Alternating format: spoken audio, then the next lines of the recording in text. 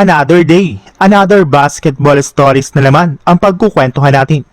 At ngayon nga ay pag-uusapan natin ang balitang jackpot nga na po si Rui Hachimura sa Clippers at ang balitang paggawa pa ng trade ng Golden State Warriors. Isa nga po si Rui Hachimura sa mga key players na umalis sa lineup ng Lakers ngayong offseason, since mas pinili nga po nitong lumipat at maglaro sa Clippers kesa makasama kanyang mga teammate na sina Luka Doncic at Austin Reeves. Kahit man nga po mas malaki ang kanyang makukuhang kontrata sa Lakers, ay mas ginusto nga po ni Hachimura na sumali sa Clippers. Pero hindi rin naman nga po ito nakakagulat since ayon nga po sa isang NBA analyst, magkakaroon nga na po si Hachimura ng mas malaking role sa kanyang bagong team kesa sa Los Angeles Lakers. Sa pagkawala nga na po ni Kawhi Leonard sa lineup ng Clippers, ay malaki nga po ang posibilidad na siyang maging bagong starting forward ng team sa susunod na season. At kapag nagkaroon pa nga po siya dito ng magandang performance sa mga una nilang laban, ay hindi nga po malabo na gamitin pa siya ni Coach Tyronn Lue bilang kanilang pinakabagong first option pagdating sa opensa.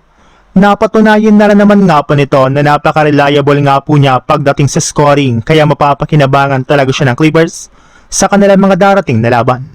Sa ibang balita naman, ayaw nga talagang biguin ng Just W ang ginawang pangako ng kanilang team sa lahat ng kanilang mga fans na makukuha nga po nila si LeBron sa free agency market.